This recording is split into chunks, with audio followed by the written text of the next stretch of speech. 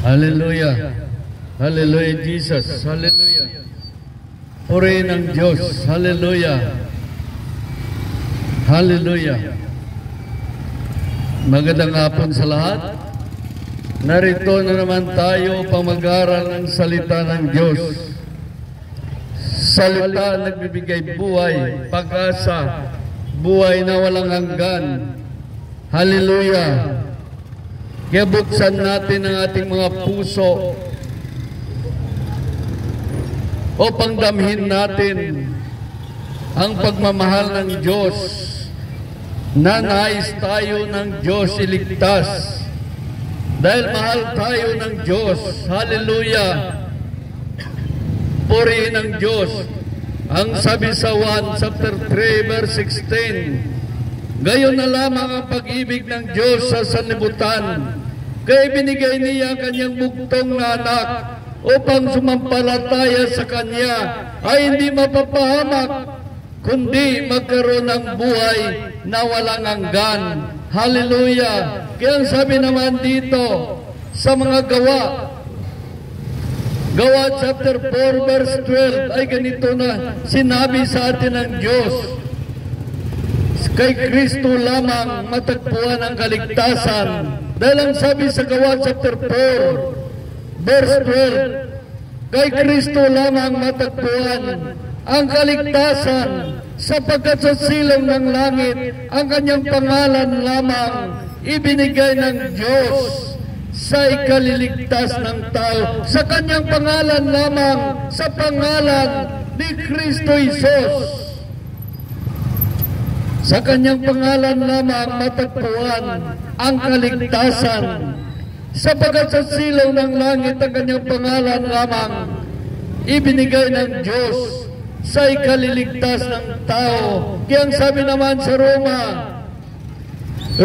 chapter 1, sabi sa Roma chapter 3 verse 25, siyang itinakda ng Diyos na magiging handog upang sa pagbubo ng kanyang dugo ay mapatawad ang kasalanan ng mga tao sa pamagitan ng pananalig sa kanya.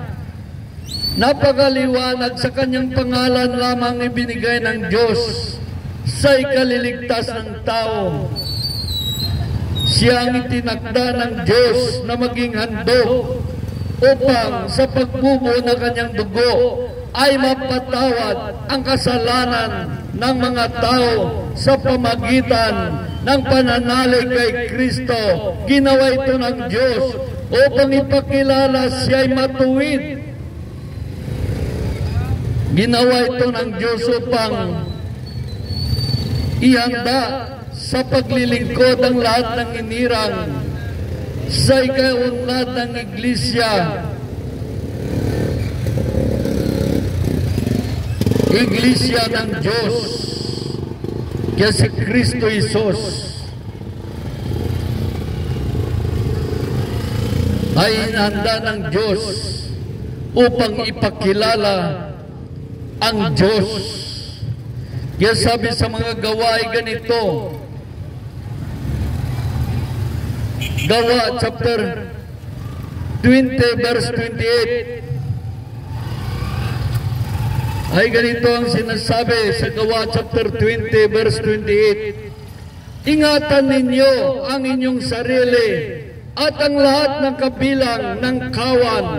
Ingatan natin ang ating sarili at lahat ng kawan kabilang sa kawan, sapagkat inilagay sila ng Espiritu Santo. Espiritu Santo ang naglagay sa inyo pag-iingat. Pangalagaan ninyo ang Iglesia ng Diyos na kanyang tinubos sa pamagitan ng kanyang sariling anak, kamatayan ng kanyang sariling anak. Kaya napakaliwanag, ingatan ninyo inyong sarili at ang lahat ng kabilang ng kawan, sapagkat inilagay sila ng Espiritu Santo. Espiritu Santo ang naglagay sa inyo, pag-iingat. Pangalagaan ninyo ang iglesia ng Diyos na kanyang tinubos sa pamagitan ng kanyang kamatayan ng kanyang sariling anak. Ano ba ang tinubos ng Diyos na kanyang iglesia? Maraming iglesia ba ni Kristo? Hindi. Ang tinubos ni Kristo ang kanyang iglesia. Iglesia ng Diyos. Alam ba ninyo ang sinasabi dito na iglesia? Alam ba ninyo? Ang iglesia ng Diyos, ang templo ng Diyos. Tayo ay templo ng Diyos na buhay. Tayo ang tinubos ni Kristo. Tayo ang iglesia ng Diyos na tinubos niya ng kanyang dugo na nag-agos sa krus ng Kalbaryo upang iligtas ka. Hindi ang simbahan ang tinubos ni Kristo, kundi ang tao. Ang tao ang tinubos ni Kristo. Dahil ang akala ng iba, simbahan ang tinubos ni Kristo, hindi. Tao. Tayo ay templo ng Diyos na buhay. Dahil ang sabi dito sa ikalawang Korinto chapter 6 verse 14, sabi dito, huwag kayong makisama sa mga di sumampalataya. Mari bang magsama ang katwiran sa kalikuan? Pwede ba magsama ang katwiran sa kalikuan? Kaya ang liwanag sa kadiliman, pwede ba magsama?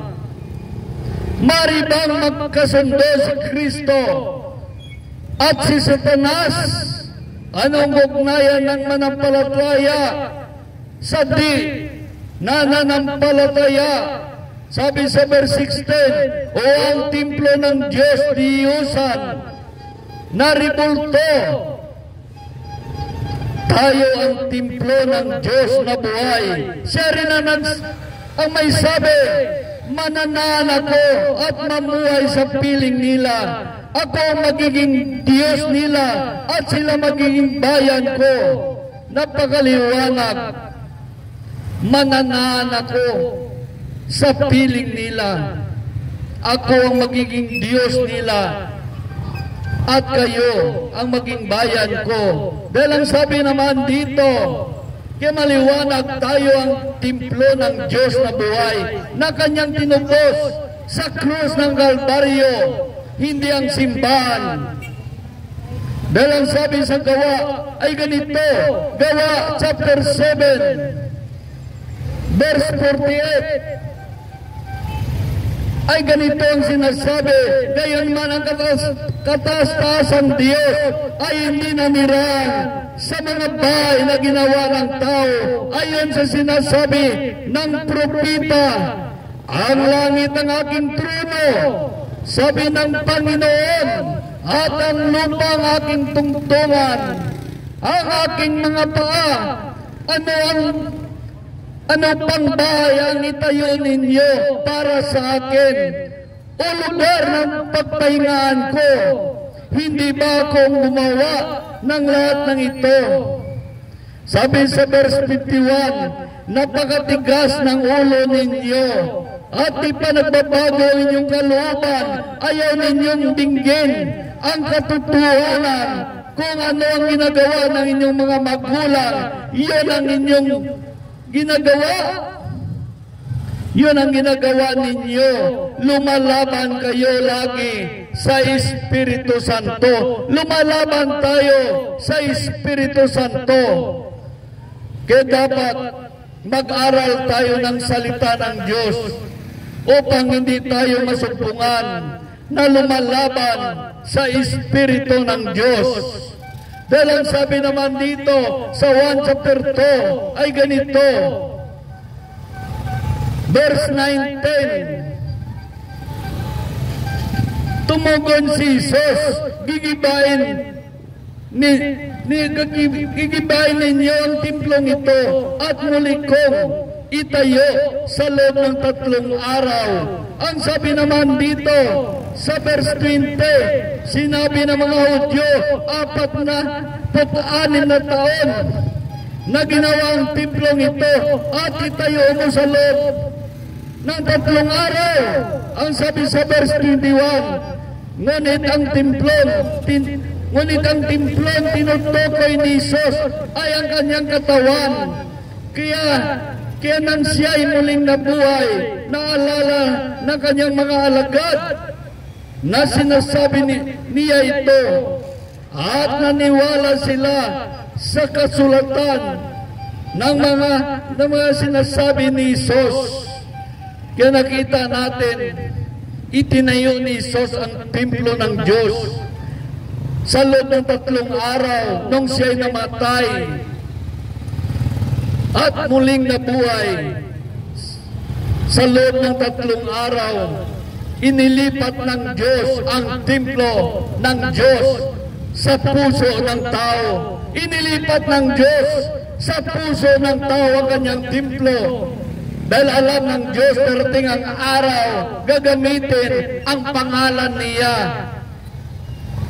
Maraming magpatayo ng simbahan, gagamitin ang pangalan niya at sasabihin, kami ang totoo.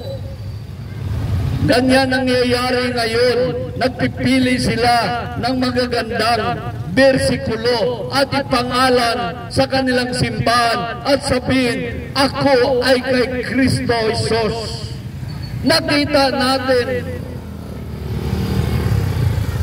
Nakita natin ang namangyayari. Kaya, nung namatay si Kristo, inilipat niya ang kanyang iglesia na kanyang tinubos ang templo ng Diyos sa puso ng tao. Kaya napakaliwanag, sabi sa Gawa chapter 20, verse 28, ingatan ninyo ang inyong sarili at ang lahat ng kabilang sa kawan, sapagat inilagay sila ng Espiritu Santo sa inyong pag-iingat. Pangalagaan ninyo ang iglesia ng Diyos. Iglesia ng Diyos na kanyang tinubos sa pamagitan ng kamatayan ng kanyang sariling anak. Ano ba ang iglesia ng Diyos tinubos ni Kristo? Ang simbahan ba? Hindi. Ang tinubos ni Kristo ay mga tao, hindi ang simbahan. Kaya maliwanag dito, tayo ay iglesia ng Diyos na buhay. Tayo ay templo ng Diyos na buhay. Nanirahan sa ating puso ang Espiritu Santo. Napakaliwanag, tayo ay templo ng Diyos na tinubos niya sa cross ng Kalbaryo upang iligtas ka. Dahil ang sabi dito sa unang Korinto ay ganito ang sabi sa unang Korinto chapter 6 verse 19 ay ganito ang sinasabi. Sabi sa verse 20, binili niya kayo ng malaking halaga, kaya gamitin ninyo ang inyong katawan upang parangalan ang Diyos. Ang sabi sa verse 19, hindi ba ninyo alam ang inyong katawan ay templo ng Espiritu Santo? Nasa inyo at tinanggap mula sa Diyos. Ang inyong katawan ay hindi talaga inyo, kundi sa Diyos. Binili niya kayo ng malaking halaga, kaya gamitin ninyo ang inyong katawan upang parangalan ng Diyos. Napakaliwanag. Ang sabi naman sa unang Korinto chapter 3 verse 16, hindi ba ninyo alam na kayo ang templo ng Diyos at nanirahan sa inyo ang Espiritu ng Diyos? Napakaliwanag ang sabi sa unang Korinto chapter 3 verse 16, hindi ba ninyo alam na kayo templo ng Diyos, nanirahan sa inyo ang kanyang Espiritu.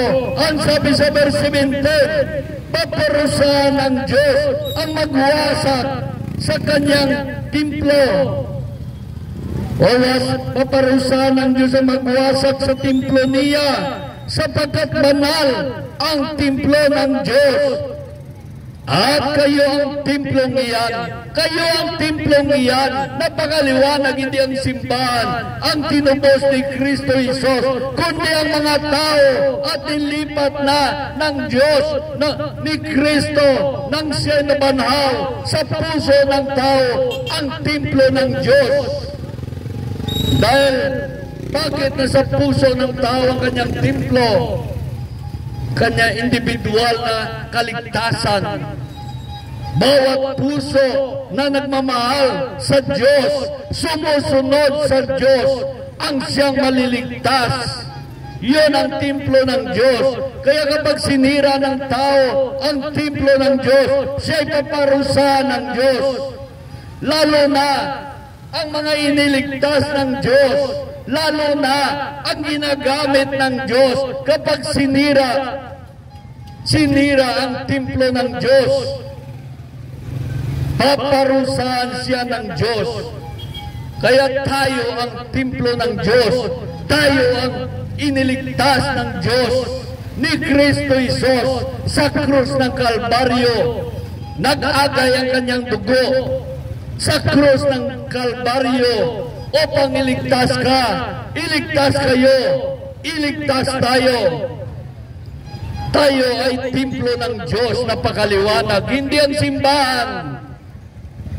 Kaya marami ngayon mga simbahan, pinapangalanan na nila ng pangalan ng Diyos para sabihin sila ang totoong iglesia ng Diyos. Hindi. Tayo ang iglesia ng Diyos na kanyang tinubos sa krus ng Kalbaryo. Kaya napakaliwanag, kailangan magbasa tayo para may nalalaman tayo. Dahil kung hindi tayo nagbabasa, nagsasalita lamang tayo ng mga bagay na hindi natin naunawaan. Kaya maliwanag ang sabi dito sa Gawa, chapter 20, verse 28, ingatan ninyo ang inyong sarili. Ingatan ninyo ang inyong sarili. At ang lahat na kabilang sa kawan, sapagkat inilagay sila ng Espiritu Santo sa inyong pag-iingat. Pangalagaan ninyo ang iglesia ng Diyos na kanyang tinubos sa pamagitan ng kamatayan ng kanyang sariling anak. Ito ang iglesia ng Diyos. Tayo ang iglesia ng Diyos na tinubos ni Kristo Jesus sa krus ng Kalbaryo. Tinubos ng kanyang dugo. Tayo ang templo ng Diyos na buhay, hindi ang simbahan. Kaya maraming mga tao ang akala nila simbahan dahil hindi sila nagbabasa ng mga kasulatan. Kaya maliwanag ang sabi sa unang Korinto chapter 3, hindi ba ninyo alam na kayo ang templo ng Diyos at nanirahan sa inyo ang kanyang Espiritu? Ang sabi sa verse 17, paparusahan ng Diyos ang magwasak ng templo niya, sapagkat banal ang templo ng Diyos at kayo ang templong iyan. Napakaliwanag. Binili tayo ng Diyos ng kanyang hamili na dugo na nag-aagos sa krus ng Kalbaryo upang iligtas tayo. Tayo ang templo ng Diyos. Kaya ang sino mang magwasak sa templo ng Diyos, maging sarili niyang gawa o kagagawan man ng tao, ay paparusahan ng Diyos. Na kung ang templo niyon, lalo na ginagamit ng Diyos, ginagamit niya sa pagpahayag ng kanyang mga salita, paparusahan ng Diyos. Kaya huwag tayong magmataas. Ang sabi dito, Ang sabi ng mga kasulatan sa Mateo chapter 23 verse 12, ang nagmamataas ay binababa at ang nagpakababa ay tinataas. Bakit binababa ang mga nagmamataas? Dahil kung ang tao, kapag ang lingkod ng Diyos nagmamataas, diablo na ang gumagamit sa kanya. Kaya maliwanag ang nagmamataas ay pinabagsak, binababa. Bakit binababa ang nagmamataas? Dahil diablo ang gumagamit na sa kanya sa sobrang pagmamataas. Tulad ni Satanas, nagmamataas siya sa Diyos. Kaya ang nagmamataas ay diablo ang gumagamit sa mga lingkod ng Diyos na nagmamataas. At sabi dito, at ang nagpakababa ay tinataas. Bakit tinataas ang nagpakababa? Dahil Diyos ang naggamit sa kanya. Kaya tinataas siya ng Diyos. Ginagamit siya ng Diyos. Dahil kung na magmataas tayo, ay parang mga Diyos na tayo. Nag-iisip tayo na tayo ay parang Diyos na sa ating simbahan na dapat sundin ang lahat ng mga pakulo. Imbis na ang salita ng Diyos sundin natin ay mga doktrina na ng reliyon ang ating sinusunod. Hindi na ang salita ng Diyos. Kaya ang Diyos ay nagagalit sa mga tao na nagmamataas. Tulad sa California, sila'y nagmamataas sa Diyos. Kaya bumagsak sa kanila ang galit ng Diyos.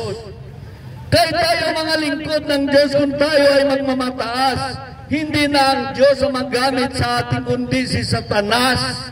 Dahil marami tayong mga ambisyon, marami tayong mga plano na hindi kalooban ng Diyos. Dahil sa ating pagmataas, iniisip natin hang hindi pa dumating sa ating buhay, na-over na kita sa ilusyon.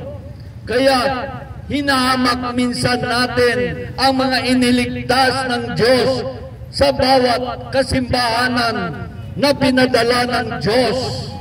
Hinahamak natin ang mga iniligtas ng Diyos dahil sa sobra natin pagmataas sa Diyos. Dahil ang sabi dito sa Korinto, unang Korinto chapter 13, ay ganito sinasabi sa unang Korinto chapter 13, verse 1, makapagsalita man ako ng wika ng mga tao at mga anghel, kung wala naman akong pag-ibig, sapagkat kung wala naman akong pag-ibig, para lamang akong batingaw na umalingaw-ngaw o pumpyang na tumataginting, napakaliwanag, ito'y walang kabuluhan. Magsalita man ako ng mga wika ng mga tao at ng mga anghel, speaking of tongues, kung wala naman akong pag-ibig, para lamang akong batingaw na umalingaw-ngaw o pumpyang na tumataginting. Sabi sa verse 2, kung ako man ay may kakayang magpahayag ng salita ng Diyos at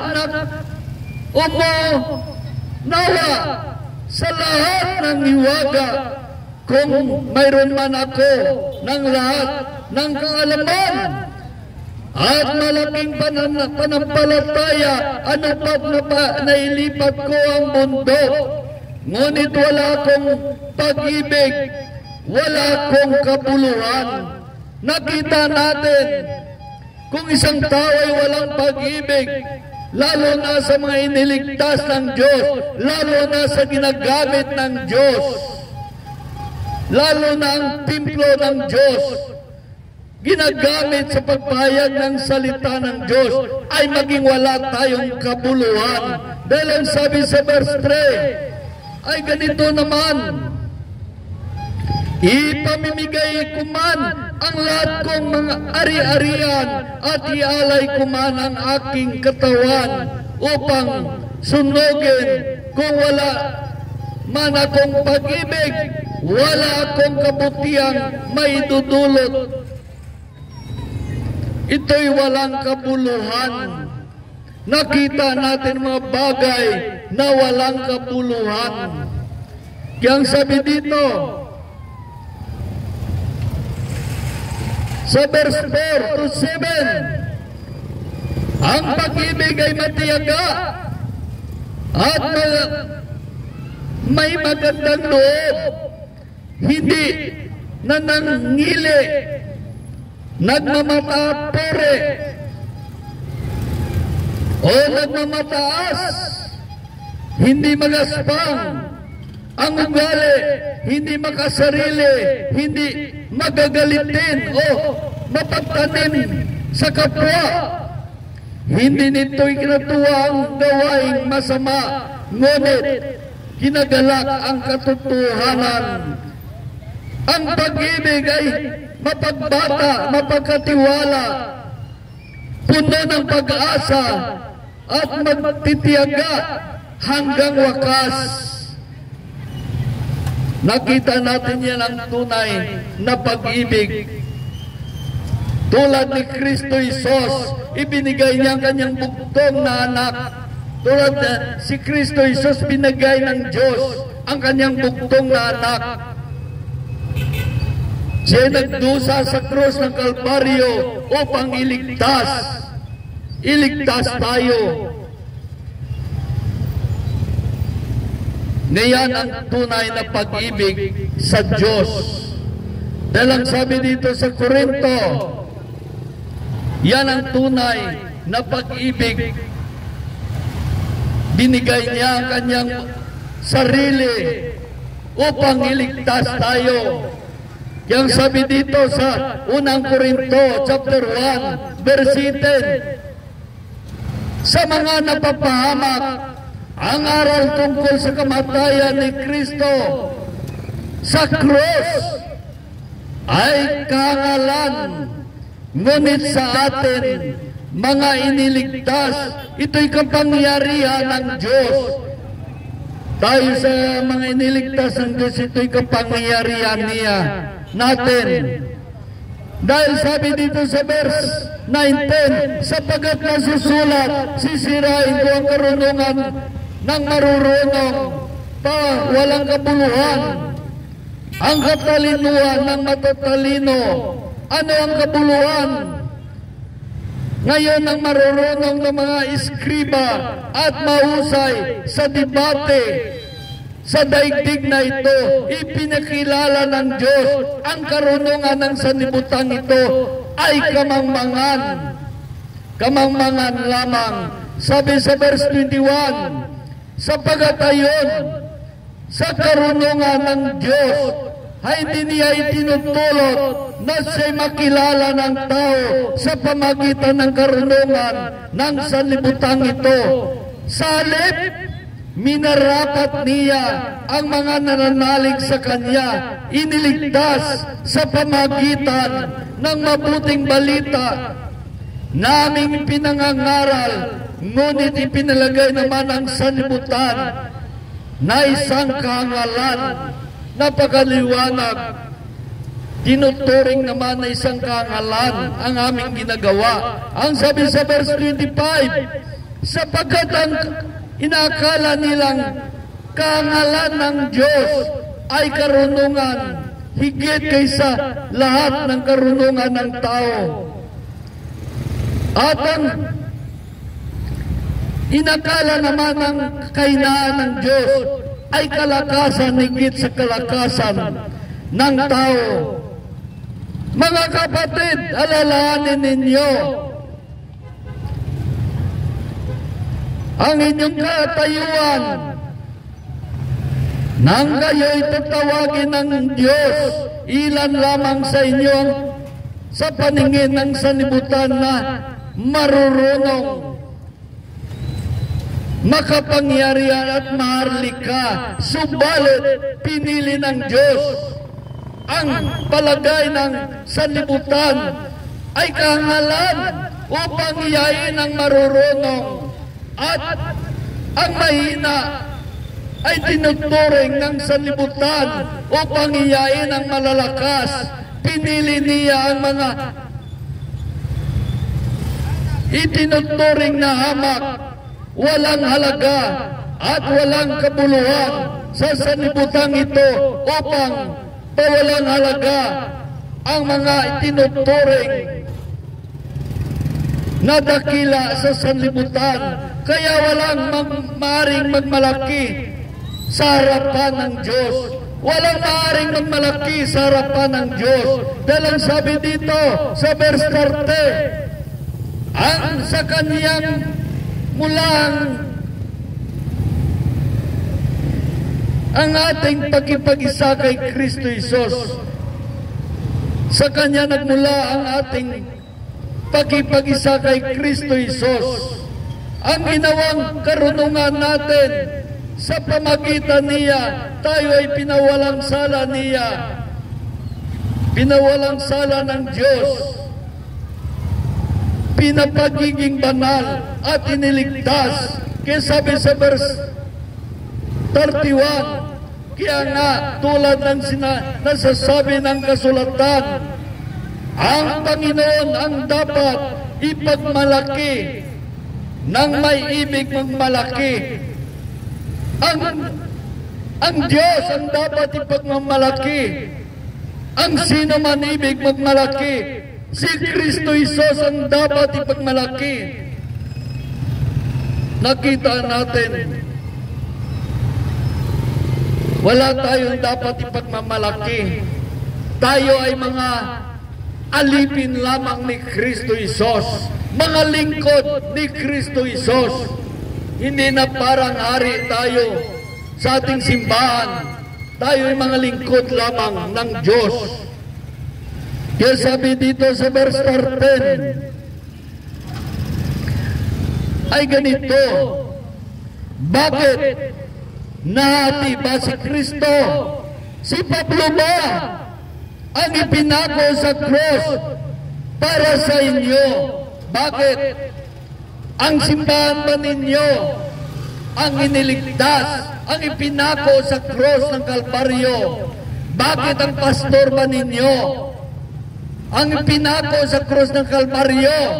Bakit ang ministro ba ninyo ang pinako sa cross ng Kalbaryo? Bakit ang pare ba ninyo ang ipinako sa cross ng Kalbaryo? Ang reliyon ba ninyo ang pinako sa cross ng Kalbaryo? Hindi. Si Kristo lamang ang ipinako sa cross ng Kalbaryo. Kaya kay Kristo lamang matagpuan ang kaligtasan. Sa silong ng langit, ang kanyang pangalan lamang ibinigay ng Diyos sa ikaliligtas ng tao. Kaya walang dapat ipagmalaki ang mga tao. Di natin pagmalaki ating sarili. Kung tayo ay propita, kung tayo ay apostol, kung tayo ay evangelist, kung tayo ay pastor o guro, tayo ay mga lingkod ng Diyos lamang, kinakasangkapan niya upang akayin ang mga tao sa pananalig kay Kristo Jesus. Tayo ay mga lingkod lamang. Yan ay makaloob lamang ng Diyos. Huwag nating ipagmalaki. Dahil ang nagmamalaki ay nagmamataas at sunod nang hamak na. Kaya maraming mga tao nagmamalaki sa kanilang pag-address sa kanila. Dapat matuwa tayo. Isa tayo ginagamit ng Diyos. Isa tayo lingkod ng Diyos. Ginagamit niya. Kaya maliwanag ang sabi dito sa unang Korinto chapter 3 verse 5 ay ganito sinasabi, sapagkat sino si Apolos at sino si Pablo, kami mga lingkod lamang ng Diyos na kinakasangkapan niya upang akayin kayo sa pananalig kay Kristo. Ito pala, kung tayo ay pastor, ay lingkod lamang ng Diyos upang akayin ang mga tao sa pananalig kay Kristo, hindi para magyabang-yabang sa ating simbahan na parang hari tayo doon, na parang Diyos tayo doon. Tayo ay alipin ni Kristo, isang lingkod ng Diyos na kinakasangkapan niya upang akayin ang mga tao sa pananalig kay Kristo. Sabi dito, ginawa ng bawat isa ang gawain tinanggap niya sa Panginoon. Yun ang tinanggap nila na gawain sa Panginoon. Kaya ayusin nila kanilang sarili. Alagaan nila ang mga tupa. Alagaan nila ang mga iniligtas ng Diyos. Alagaan nila ang templo ng Diyos na kanyang iniligtas. Hindi para makamakin, alagaan niya. Lalo na mga pinili ng Diyos, lalo na mga ginagamit ng Diyos, lalo na mga templo na ginagamit ng Diyos sa pagpahayag ng kanyang salita. Dapat alagaan, alagaan. Yan ang hindi naunawaan nila, hindi magyabang-yabang o daw sino-sino na lahat sunod-sunuran kahit mali ng Diyos na sa langit nakatingin. Si Kristo Isos nakatingin sa inyo. Kaya kung hindi kayo magbago, maging walang kabuluhan na kayo sa harapan ng Diyos. Dahil marami ngayong ginagamit ng Diyos. Kung mag-aral ka ng salita ng Diyos, kontra ang kanilang ginagawa, mali. Sariling doktrina, sariling patakaran, hindi na doktrina ng Diyos, hindi na patakaran ng Diyos ang sinusunod ninyo. Maraming mga bagay din ninyo na unawaan. Dahil ang sabi dito sa 1 Corintios chapter 3 verse 1 ay ganito ang sinasabi, mga kapatid, hindi ko kayo makausap tulad ng ginawa ko sa mga taong nagtataglay ng Espiritu. Kailangan kong usapin ko kayo bilang mga taong namumuhay ayon sa laman, mga sanggol pa sa panampalataya kay Kristo. Marami ngayon mga sanggol pa sa panampalataya kay Kristo. Ang sabi ng banal na aklat, paano natin malaman ang mga sanggol pa sa panampalataya kay Kristo? Ang sabi dito sa verse 2 ay ganito ang sinasabi, bibigyan ko kayo ng gatas, hindi matigas na pagkain, sapagkat ito hindi pa ninyo kaya at hindi pa ninyo kayang hanggang ngayon. Dahil ang sabi sa verse 3, sapagkat nanaig pa sa inyo ang laman. Ito pala ang mga lingkod ng Diyos na makalaman, mga iniligtas ng Diyos na makalaman. Sila'y mga sanggol pa sa panampalataya, sapagkat nanahan pa sa inyo, nanaig pa sa inyo ang laman. Mayroon pa kayong inggitan at alitan. Yan ay nagpakilala na makasanibutan pa kayo at namumuhay ayon sa laman. Nakita natin yan ang mga namumuhay sa laman. Sanggol pa sa panampalataya. Dahil ang sabi sa verse 1, unang Corintios chapter 3 verse 1, mga kapatid, hindi ko kayo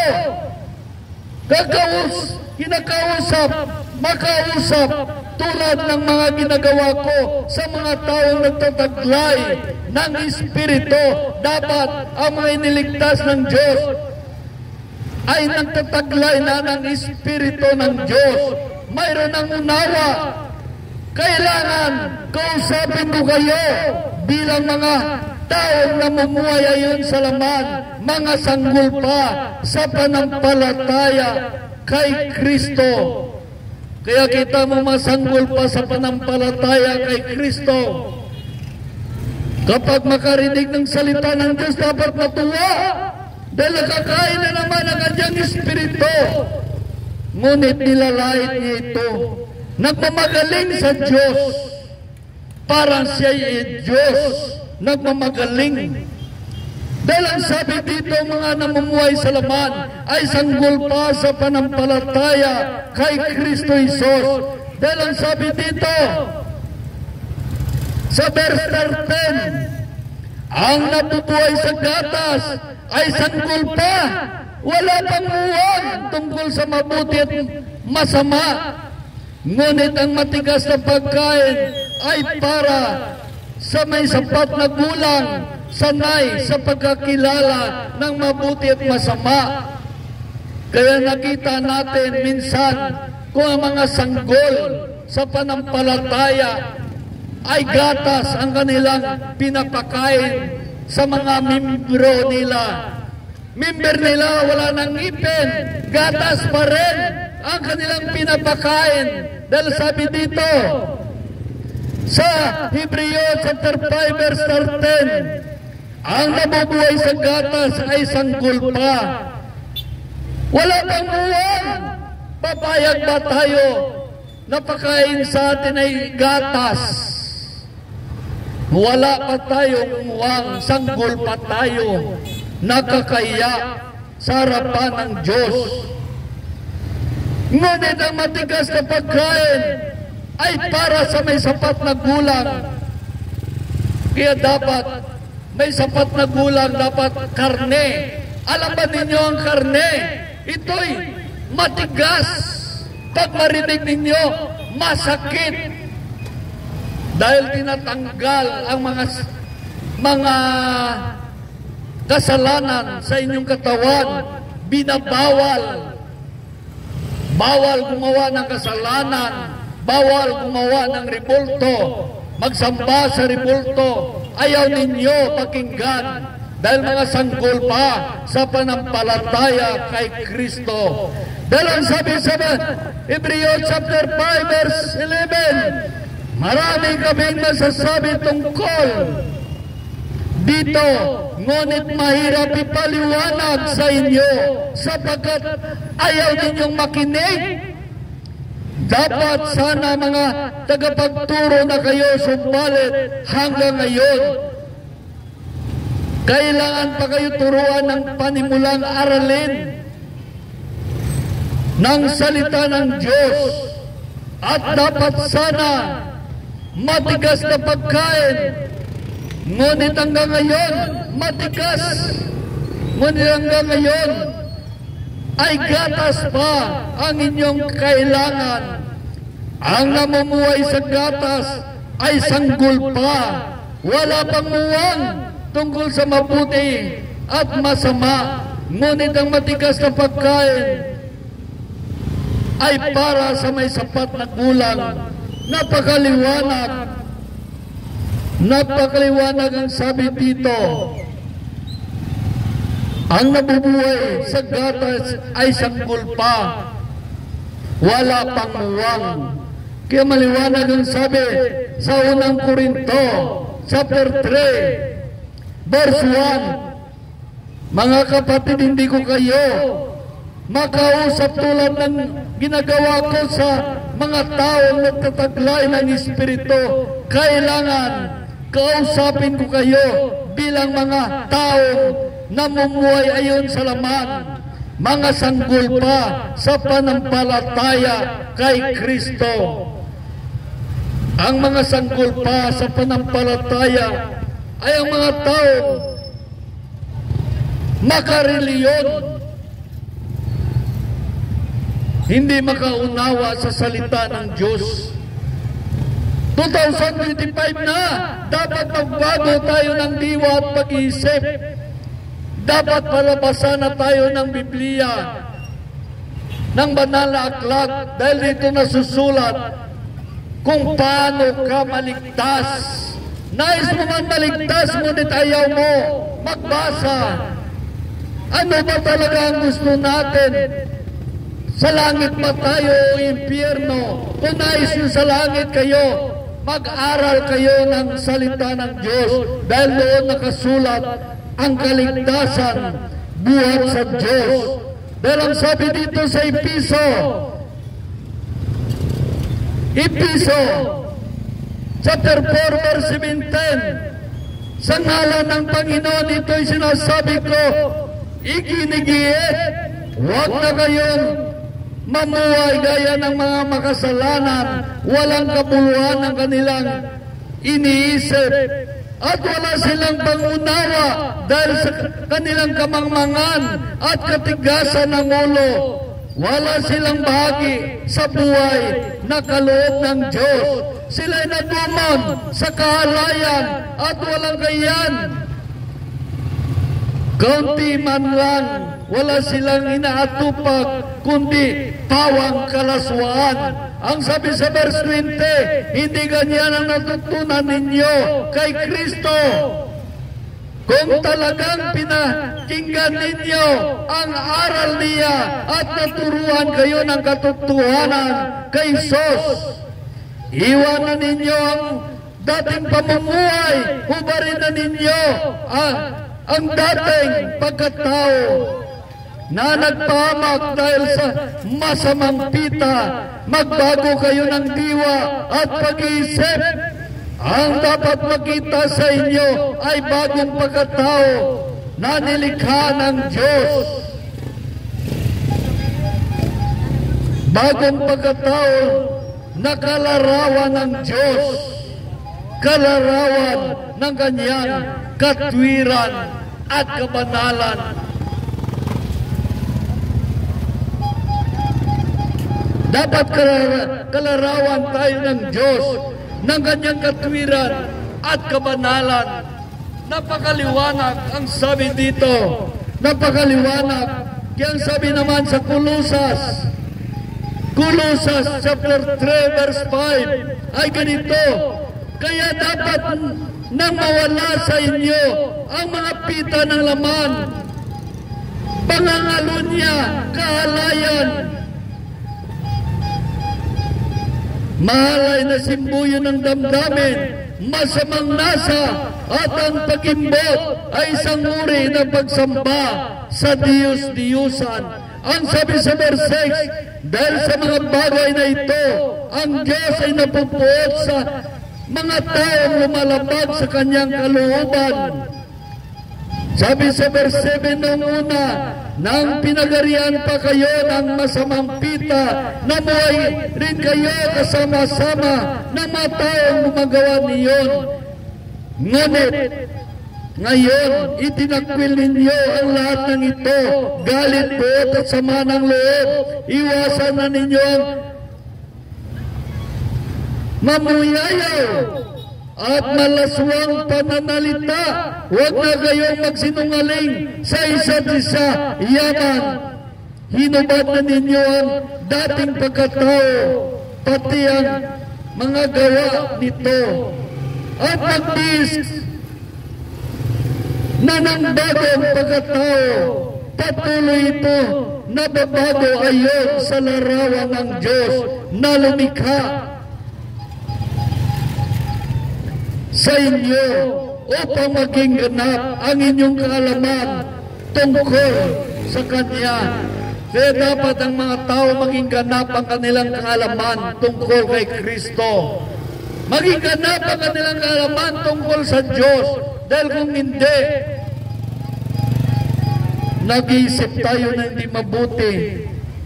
Minsan, kaligtasan na i-share mo, iniisip natin na hindi mabuti. Kaya kailangan ganap ang ating kaalaman tungkol kay Kristo. Dahil ang sabi dito sa 2 Korinto, chapter 3, verse 16, ay ganito naman sinasabi sa 2 Korinto, chapter 3, verse 16, ngunit pagharap ng tao sa Panginoon, naalis ang talukbong, naalis ang sumpa, Ang Panginoon binabanggit dito ay ang Espiritu. Napakaliwanag ang Panginoong binabanggit dito ay ang Espiritu. At kung nasaan ang naroon ang Espiritu ng Panginoon, naroon din ang kalayaan. Kaya may kalayaan tayo pag nasa atin na ang Espiritu Santo. Naging malaya na tayo sa mamaling aral, maling katuruan, turo ng kasinungalingan. Maging malaya na tayo sa paggawa ng kasalanan. Kaya maliwanag dito,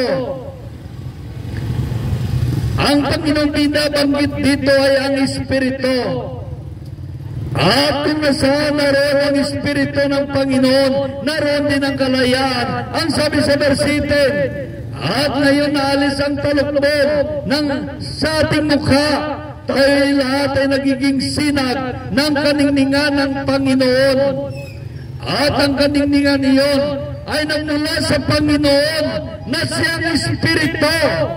Napakaliwanag, ang Espiritu Santo ay isang Panginoon. Ang bumabago sa ating anyo upang maging lalong maningning hanggat na maging mistulang larawan niya. Kaya ang Espiritu Santo ang magbago sa atin. Kaya pinadala ng Diyos ang Espiritu Santo upang maging patnubay natin, upang maging gabay natin tungo sa kaligtasan. Kaya kailangan natin ang Espiritu ng Diyos. Kaya pinadala ng Diyos ang kanyang bugtong na anak upang ang sumampalataya sa kanya ay maliligtas, hindi mapapahamak, kundi magkaroon ng buhay na walang hanggan. Kaya ang Espiritu Santo napakahalaga sa ating buhay. Kapag ang Espiritu ng Diyos ay nasa atin, ang lahat ay maunawaan natin. Maunawaan natin ang kalooban ng Diyos. Maunawaan natin ang salita ng Diyos. At masunod natin ang Diyos. Kaya ang sabi dito sa 1 chapter 3, ay ganito sinasabi sa 1 chapter 3.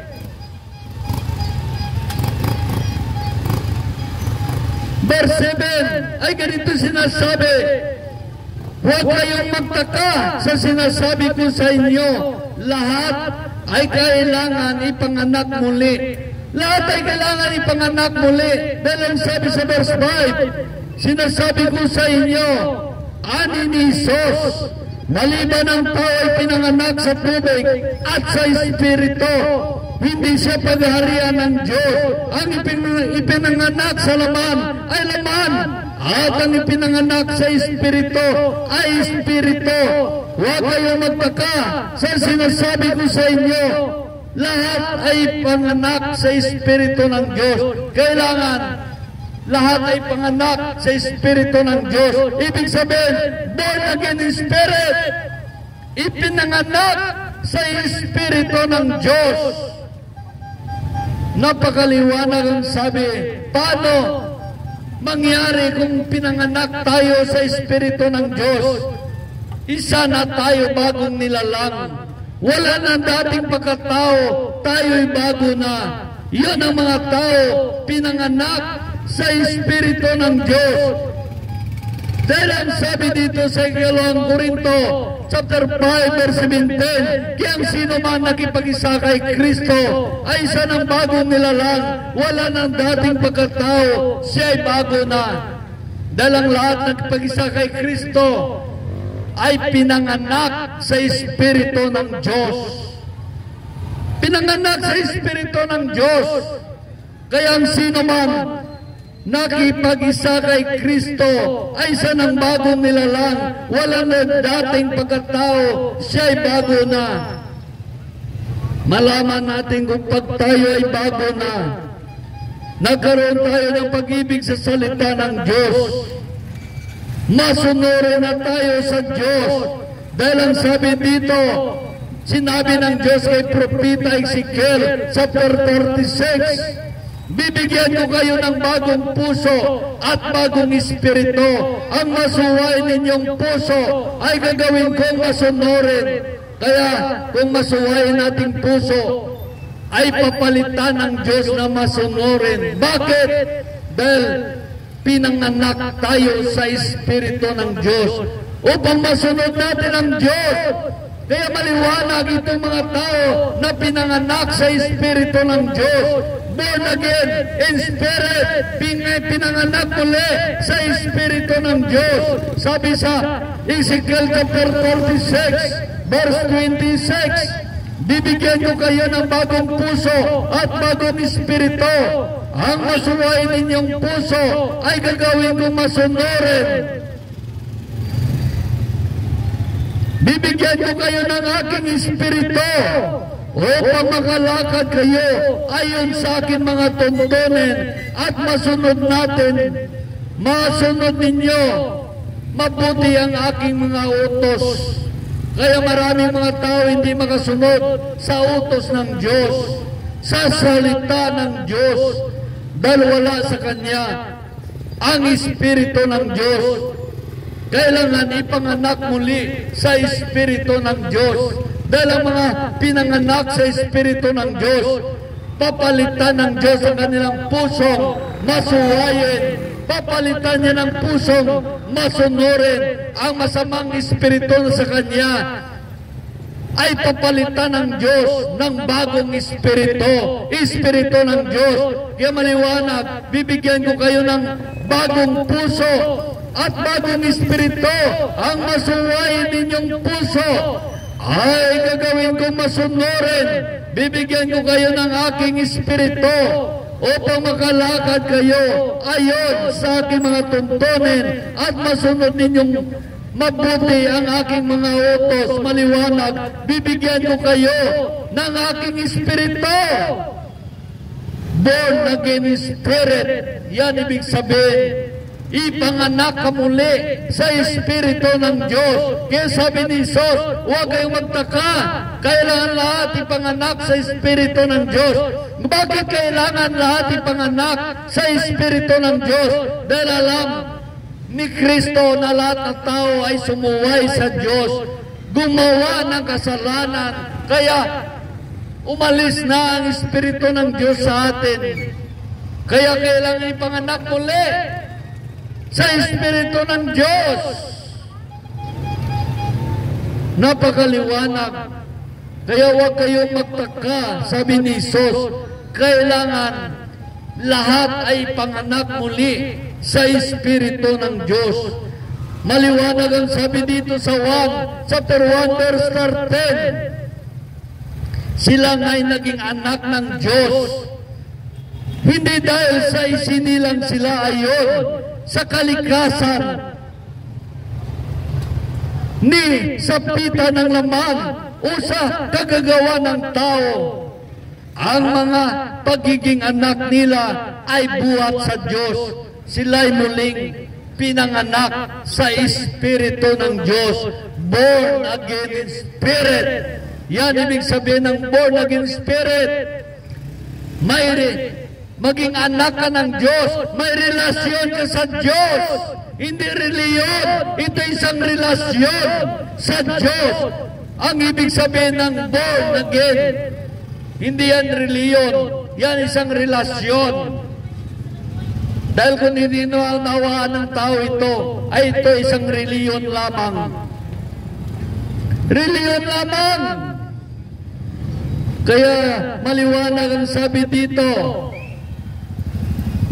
sa 1, chapter 1, verse 13, sila nga'y naging anak ng Diyos, hindi dahil sa isinilang sila ayon sa kalikasan, ni sa pita ng laman, o sa kagagawan ng tao. Ang pagiging anak nila ay buhat sa Diyos. Buhat sa Diyos, pinanganak muli sa Espiritu ng Diyos. Kaya huwag magtaka ang lahat. Kailangan ipanganak muli sa Espiritu ng Diyos. Dahil nagkasala ang mga tao. Kaya nagkaroon sila ng espiritual na kamatayan. Kaya kailangan ipanganak muli sa Espiritu ng Diyos at muling mabuhay ang kanilang mga espiritu at magkaroon ng signal sa Diyos. Kaya ang sabi sa ikalawang Korinto, ay ganito sinasabi sa ikalawang Korinto, chapter 5, verse 17. Sabi dito, kaya ang sino man nakipag-isa kay Kristo ay isa ng bago nilalang, wala ng dating pagkatao, siya'y bago na. Hallelujah! Ayaw ba ninyo ang asawa nyo ay maging bagong nilalang na?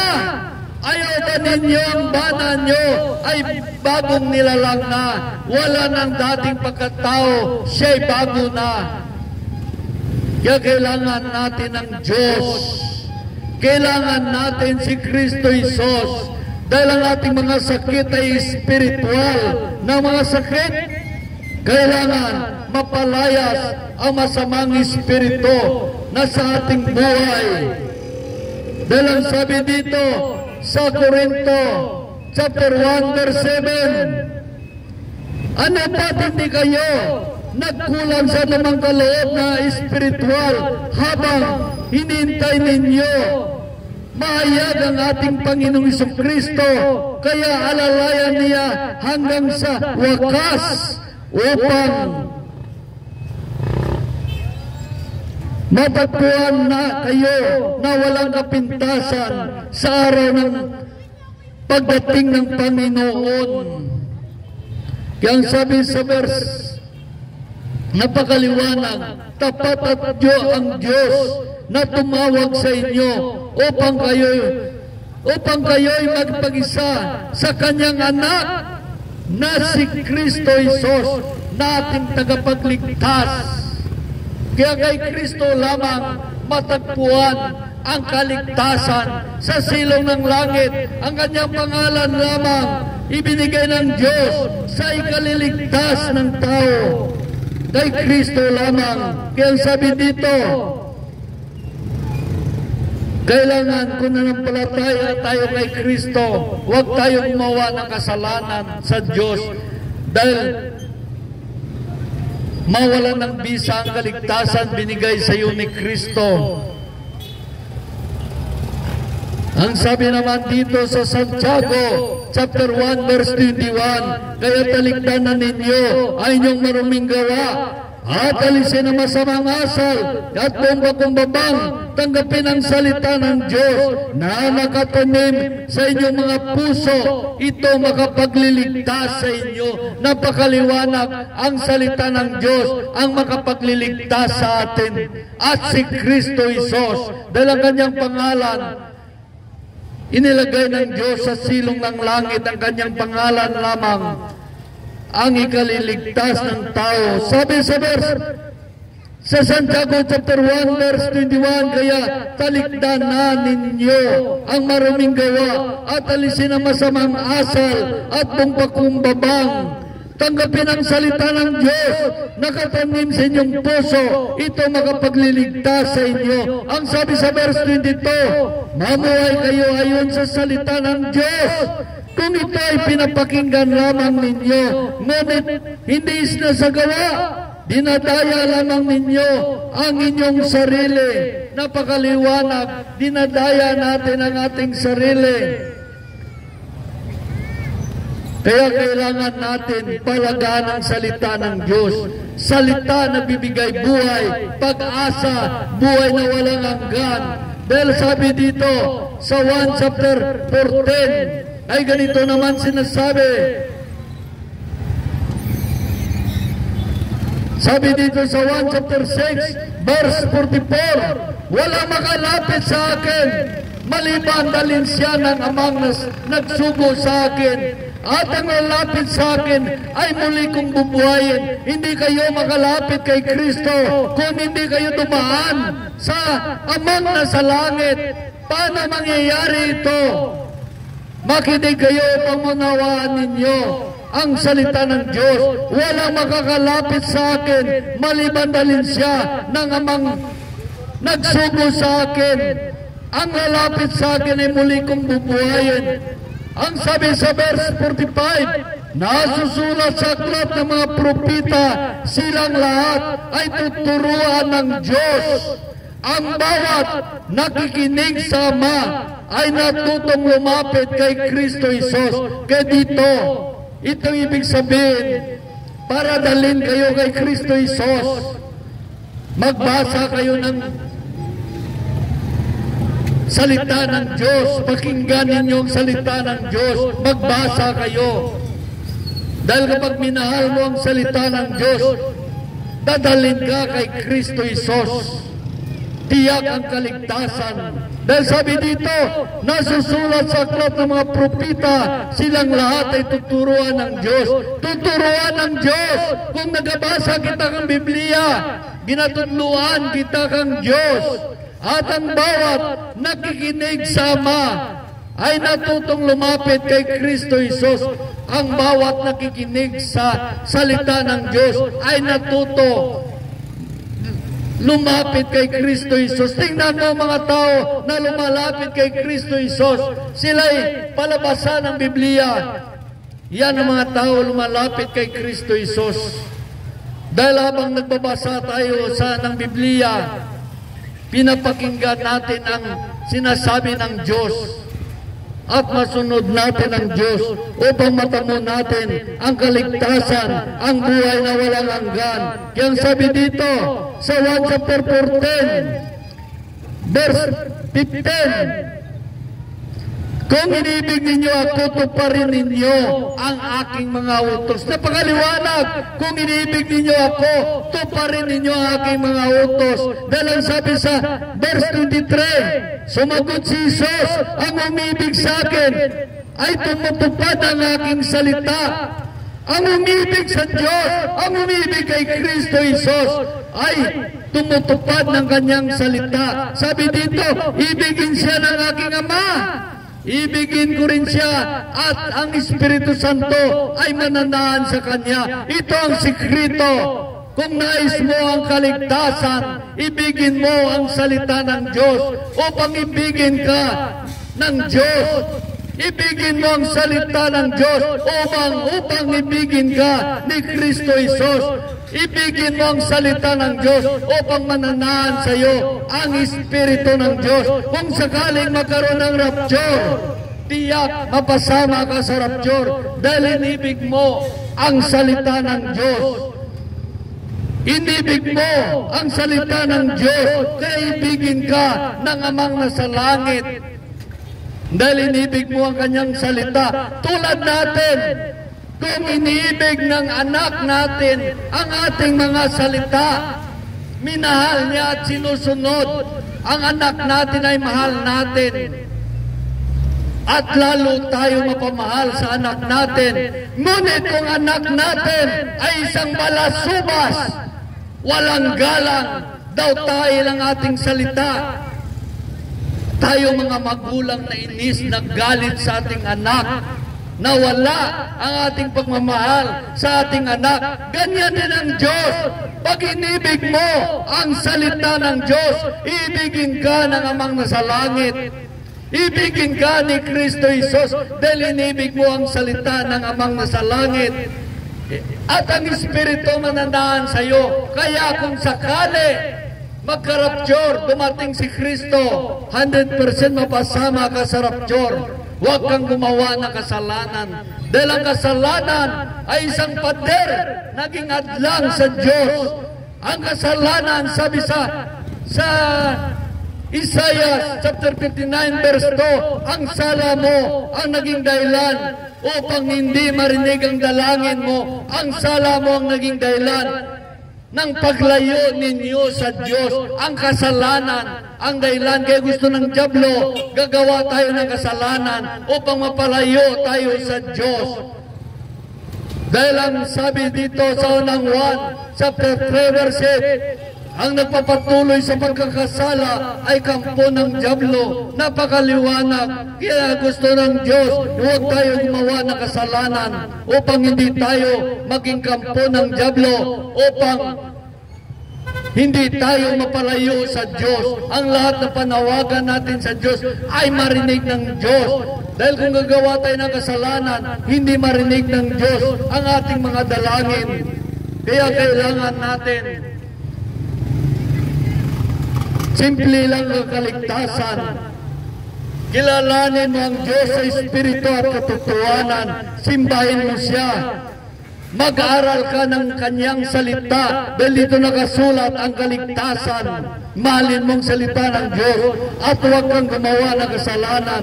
Yan ang kaligtasan na hinahanap ninyo sa inyong mga reliyon. Ano pang kaligtasan na nais mo marinig? Dahil ang sabi dito sa 1 chapter 14 verse 23, sumagot si Jesus, ang umibig sa akin ay tumutupad ng aking salita. Ibigin siya ng aking Ama. Ibigin ko rin siya. At ang Espiritu mananahan sa Kanya. Yan ang kaligtasan. Hinahanap ninyo sa inyong mga reliyon. Ibigin niyo ang salita ng Diyos upang ibigin kayo ng Amang nasa langit dahil inibig mo ang Kanyang salita. Ibigin ka ni Kristo dahil inibig mo ang salita ng Amang nasa langit. At ang Espiritu ng Diyos ay mananahan sa iyo. Kaya dumating rapture, tiyak na pasama ka sa rapture. Kung sakaling naman namatay ka at hindi mo na narating ang rapture, namatay ka, ano mangyayari sa iyo ngayon? Dahil inibig mo ang salita ng Diyos. Dahil ang sabi sa Roma ay ganito, Roma chapter 8 verse 11, kung nanaan sa inyo ang Espiritu ng Diyos na siya muling bumuhay kay Kristo Jesus, ang Diyos ng iyan ang magbibigay buhay sa inyong mga katawang mamatay sa pamagitan ng Kanyang Espiritu na naan sa inyo. Kaya pag inibig natin ang salita ng Diyos, inibig tayo ng Amang nasa langit, inibig tayo ng Kristo Jesus, at ang Espiritu na naan sa atin. Kung sakaling matay tayo, muli tayong bubuhayin. Dahil ang Espiritu ay nasa atin. Dahil sabi dito, ang Diyos iyan ang nagbibigay buhay sa inyong mga katawang namatay sa pamagitan ng Kanyang Espiritu na naan sa inyo. Kaya kung buhay man tayo, dumating si Kristo, walang problema. Kung namatay tayo at dumating din si Kristo, napatay tayo, muli tayo bubuhay ng Diyos. Bakit? Dahil minahal natin ang salita ng Diyos. Kaya minahal tayo ng Amang nasa langit, minahal tayo ni Kristo Jesus, at ang Espiritu ng Diyos ay mananahan sa atin. Napakaliwanag. Hallelujah. Ito lang aking mensahe. Sana may napulot kayong aral dahil maraming mga tao simba-simba sa reliyon. Ano narinig niyong kaligtasan niyo? May narinig ba kayo? Naligtas kayo, itong kaligtasan na hinahanap ninyo sa inyong mga reliyon, itong kaligtasan na nais ninyo. Mahalin niyo ang salita ng Diyos upang mahalin ka ng Amang nasa langit, mahalin ka ni Kristo Jesus, at ang Espiritu Santo ay mananahan sa iyo. Itong kaligtasan na hinahanap ninyo sa inyong mga reliyon. Hallelujah! Purihin ang Diyos sa Kanyang kabutihan. Binigay niya ang Kanyang buktong na anak upang sumampalataya sa Kanya hindi mapapahamak, kundi magkaroon ng buhay na walang hanggan. Pinadala niya ang Espiritu ng Diyos upang patnubayan tayo, gabayan tayo, turuan tayo, dalhin tayo ng Espiritu ng Diyos sa kalooban ng Diyos upang maligtas tayo. Ganon tayo kamahal ng Diyos. Mahal ba natin ang Diyos? Yan ang katanungan, malaking katanungan, mahal ba natin ang Diyos?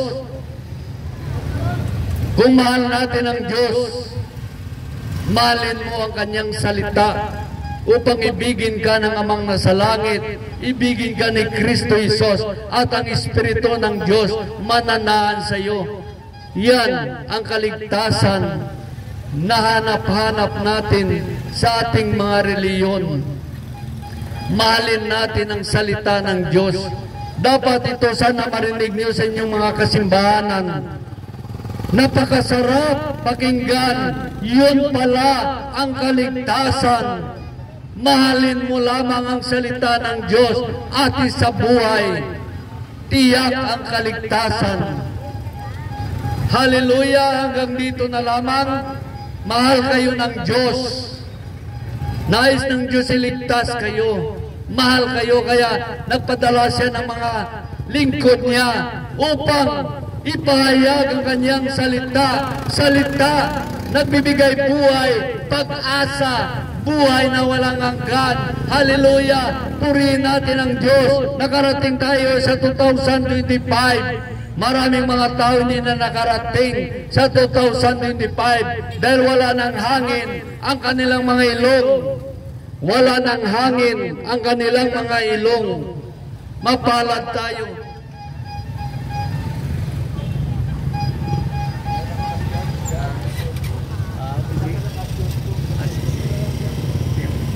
Hallelujah. Purihin ang Diyos. Hallelujah. Dakilang Diyos, nagpapasalamat kami, Panginoon.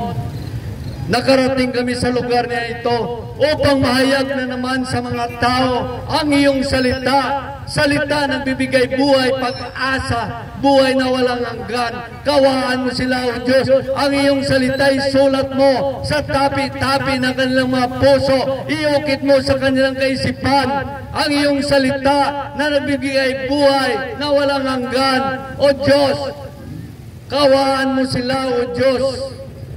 Turuan mo sila ng iyong banal na Espiritu Santo upang masunod nila ang tunay na pagsunod sa Diyos at pagkakilala sa Diyos.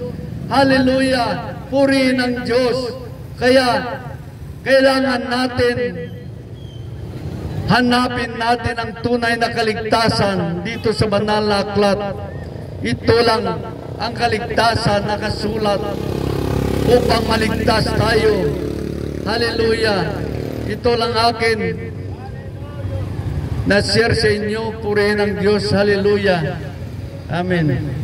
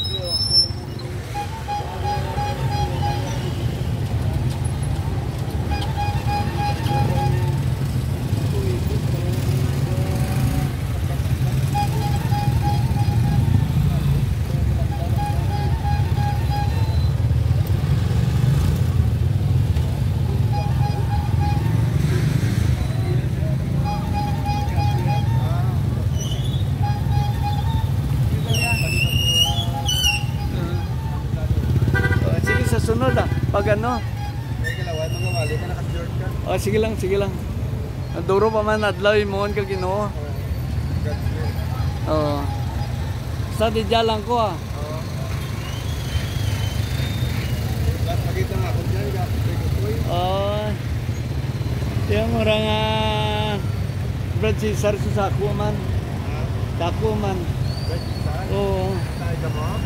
Oo, okay. Sako ay sako sanda. Adlaw? Oo.